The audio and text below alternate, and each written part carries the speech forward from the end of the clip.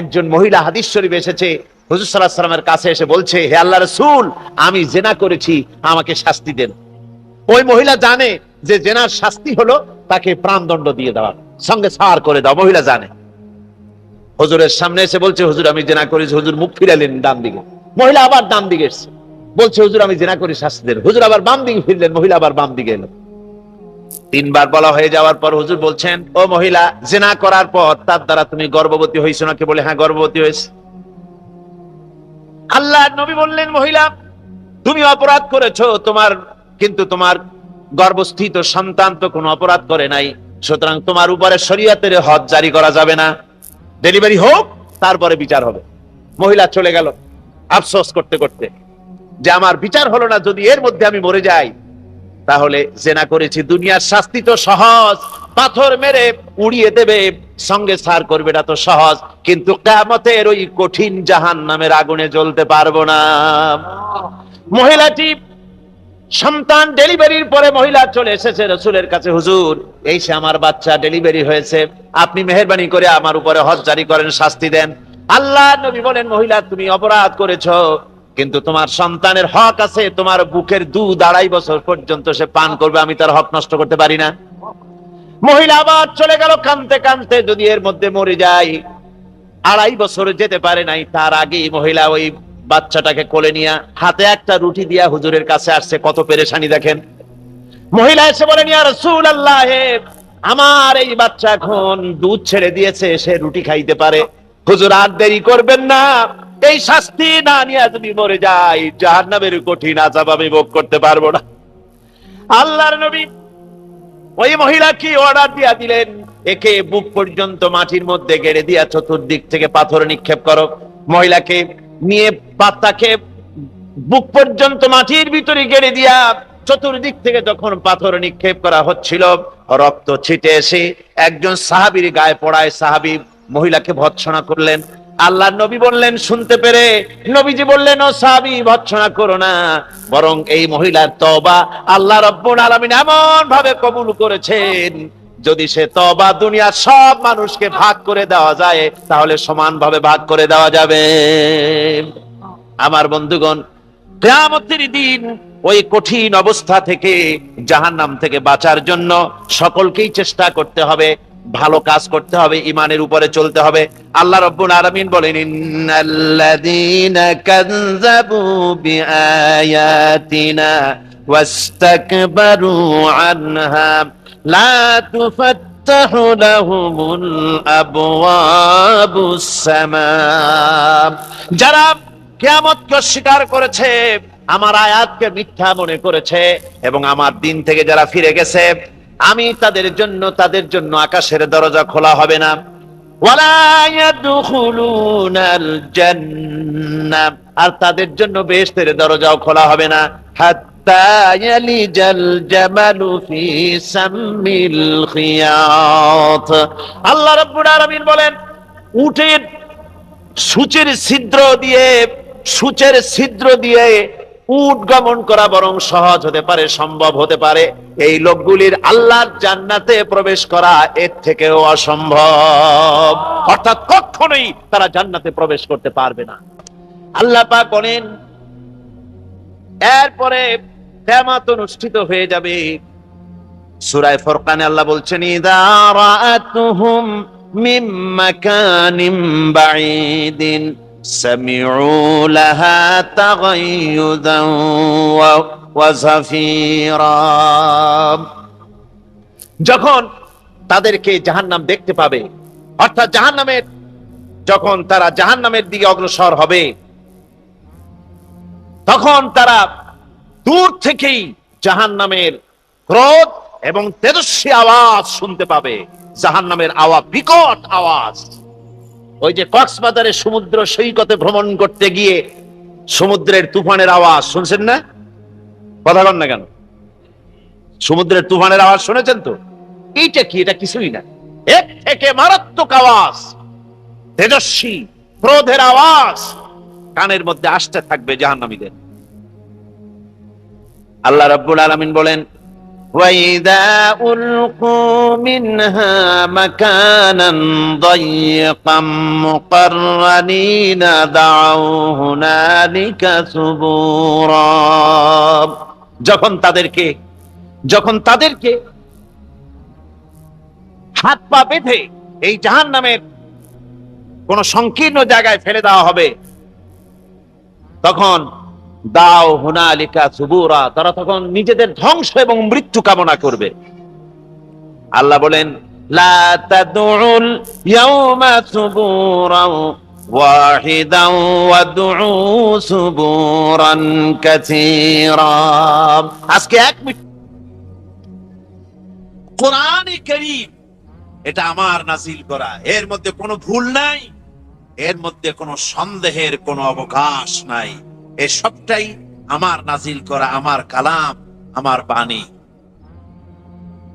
আমার ভাইরা, আল্লাহ পাক বলছেন কুল আনসালাহুল্লাযী ইয়ালামুস সিররা ফিস সামাওয়াতি ওয়াল আরদি ইন্নাহু কানা গফুরার রহিমা।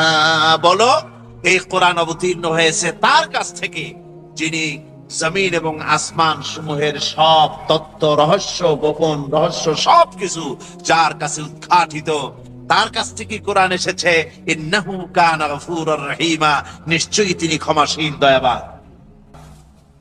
তো এই কথার সাথে ক্ষমাশীল এবং দয়াবান কথা আল্লাহ বললেন কেন? যেখানে ওরা মুহাম্মদ সাল্লাল্লাহু আলাইহি ওয়াসাল্লামকে মিথ্যাবাদী বলতেছে, মুহাম্মদ সাল্লাল্লাহু আলাইহি ওয়াসাল্লাম বানায়া কোরআন বলছে, তারপরে কারো কাছ থেকে নকল করতেছে বলছে, সেইখানে আল্লাহ বলছেন আমি ক্ষমাশীল, দয়াবান। তার মানে কি? আল্লাহ রাব্বুল আলামিন বলতে চান, এত ভাবে বুঝাইলাম যে কোরআন আমার, এই বুঝাবার পরে এখনো যদি তোমরা তোমাদের কৃত কর্মের জন্য অনুশোচনা করো, যা বলেছো তা যদি প্রত্যাহার করো, এখনো যদি কোরআন বিশ্বাস করো, এখনো যদি তোমাদের আমলকে সুসংগঠিত করো, সুসংহত করো, তাহলে আমি আল্লাহ রাব্বুল আলামিন তোমাদের পেছনের সমস্ত গুনাহ রাশি মাফ করে দেব। জোরে বলেন সুবহানাল্লাহ। এরপরে এই কাফির বেঈমানেরা তারা আবার বলল, ওয়াকালু মা লিহাদার রাসূল ইয়াকুলু আত-তাআমা ওয়া ইয়ামশি ফিল আসওয়াক লাউলা উনজিলা ইলাইহি মালাকুন ফায়াকুনা মাহু নাযীরা। একটার পর একটা অপবাদ, দোষ, মানে হুজুর সাল্লাল্লাহু আলাইহি ওয়াসাল্লামের বিরুদ্ধে, কোরআনের বিরুদ্ধে একটার পর একটা আছেই। ওই যে গতকাল বলেছি, সংশয়, সন্দেহ ইত্যাদি সৃষ্টি করাই হচ্ছে এদের কাজ। আর এখন বলতেছে কি, ওই যে মুহাম্মদ সাল্লাল্লাহু আলাইহি ওয়াসাল্লাম এটা কেমন রাসূল, মা লিহাযার রাসূল, এ কেমন একখান রাসূল, ইয়াকুলুত তাআম, উনি আমাদের মতো খায় দায়, ওয়া ইয়ামশি ফিল আসওয়াক, আবার বাজারে ঘোরাফেরা করে, এটা কেমন কথা? লাউলা উনসিলা ইলাইহি মালাকুন ফায়াকুনা মাআহু নাযীরা, উনি যদি নবী হবেন তাহলে ওনার সাথে ফেরেশতা দেওয়া হলো না কেন? যে ফেরেশতা ওনার সাথে রেখে যারা ওনাকে নবী বলে মানবে না তখন ডান্ডা মেরে মাথা ফাটায় দেবে, এমন ফেরেশতার সাথে থাকলো না কেন? আও ইউলকা ইলাইহি কানসুন আও তাকুনু লাহু জান্নাতুন ইয়াকুলু মিনহা, অথবা তার কাছে ধনভাণ্ডার থাকতো যা দিয়ে তিনি মানুষকে ধন বিতরণ করতেন, অথবা তার কোনো বাগান, বাগ বাগিচা থাকতো যে বাগ বাগিচা দিয়ে তিনি নিজের খোরাক রুজির ব্যবস্থা করতেন, করার ব্যাপারে নিশ্চিন্ত থাকতেন। এগুলি হলো না কেন? وقال الظالمون إن تتبعون إلا رجلا مسحورا, ওই জালেমেরা কয় যে আসল ব্যাপারটা হচ্ছে যে তোমরা মুসলমানেরা, তোমরা একটা জাদুগ্রস্ত লোকের পেছনে পড়েছো, লোকটা তো জাদুগ্রস্ত হয়ে পড়েছে, সুতরাং তার পেছনে তোমরা এভাবে পড়লে কেন?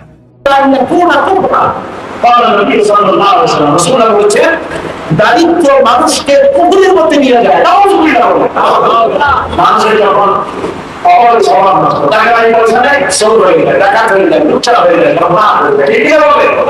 ইসলাম চায় না যে আপনি দরিদ্র হন, ইসলাম চায় আপনি অর্থনৈতিক দিয়ে সমৃদ্ধ হন। তাই কোরআন শরীফে যত জায়গায় বলা হয়েছে আকিমুস সালাত, সম্পদ প্রায় সব জায়গায় বলা হয়েছে ওয়াতুজ যাকাত। জাকাত ভিত্তিক ইকুয়াল ডিস্ট্রিবিউশন, জাকাত ভিত্তিক ইনসাফ ভিত্তিক বন্টন সিস্টেম অর্থনীতি না হওয়া পর্যন্ত নামাজ সঠিক।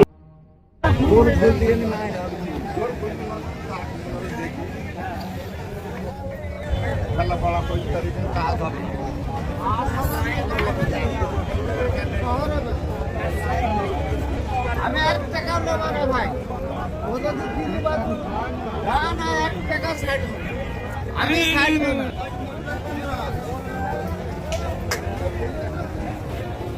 রেডিং করলু তো রেডিং করলু যদি লেট করে না তোর কইতে না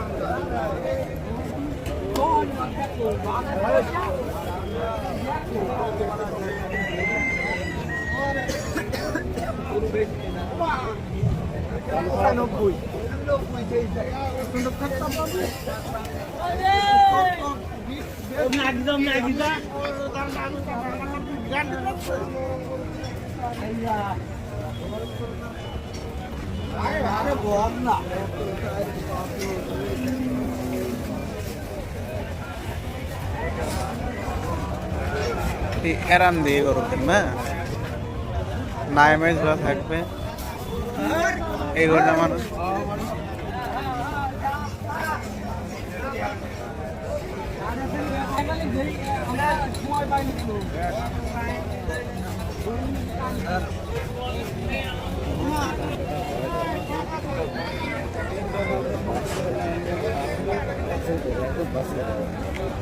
বাসর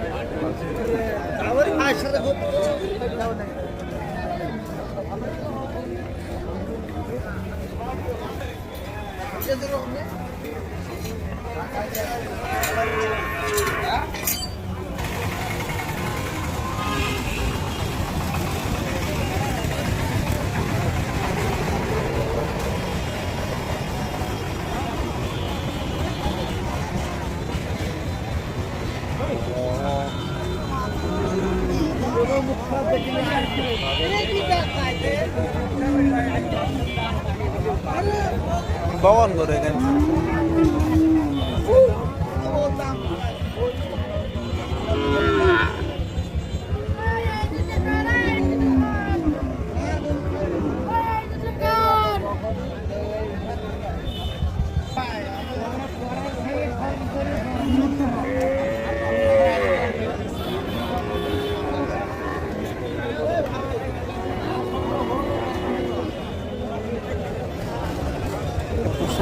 পোশাক জনের না হলে গোস্ত জনে স্যার।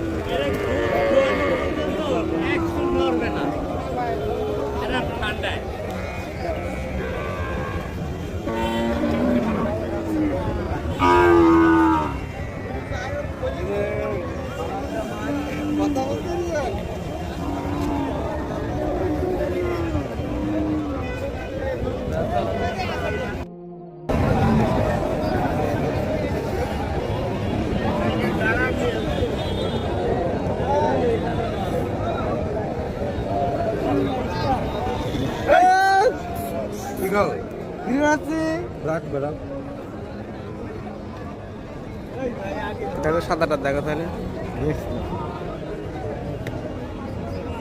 লাল দেখো তুমি একটু আগে আগে লাল করে দেখে লাল করে দেখো, লাল করে দেখো।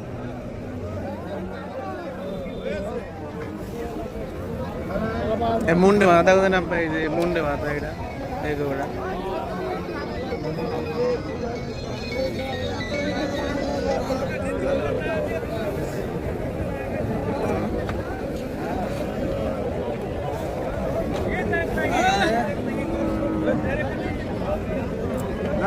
বাচ্চা ফোন বাদ দাও, ফোন বাদ দাও, এখন ফোন ধরতে এসে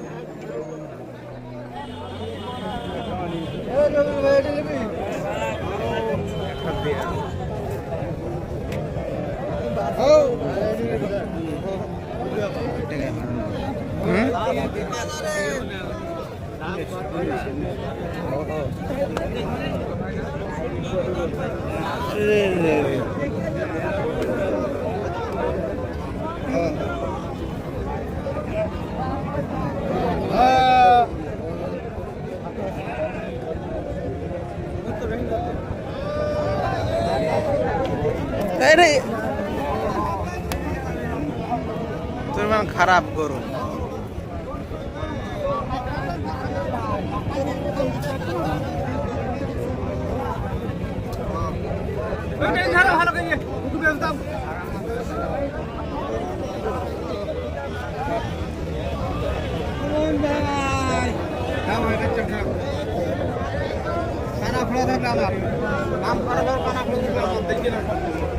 আটি কটা ভাই? সব কিছু দেখি নাও। আরে বাবা ও পেস পান্তি তাকে দেখা যাচ্ছে না, ওর হাত দিয়েছে পাগল ছেলে বাচ্চা দেখা যাচ্ছে না। দেখো দিই ওই দোড়া দিয়ে বেশ দিয়া দেখি না সব কিনে এলাম সেটি বেচছেন।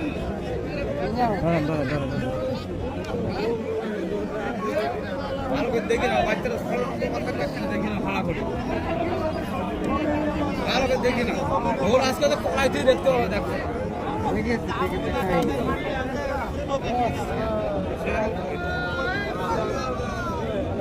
আরে ভাই ভালো আছো? কিনতে আসলে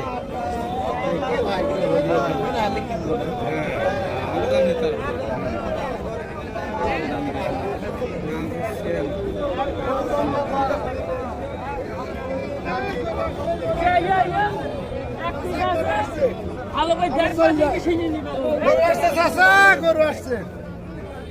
এই শাইমাল, এই যে শাইমাল সাহেব বাচ্চা, এই সেই সাহেব বাচ্চা, আইসো আইসো সাহেব বাচ্চা।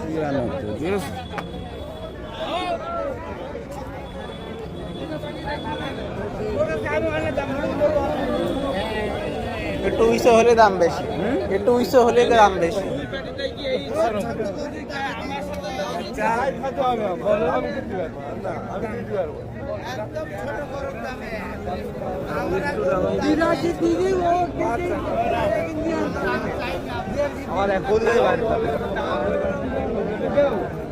আমাকে নিধিছে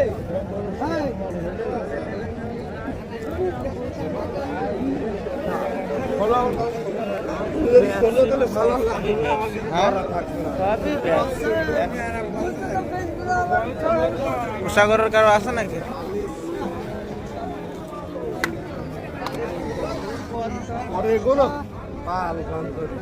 বলবো না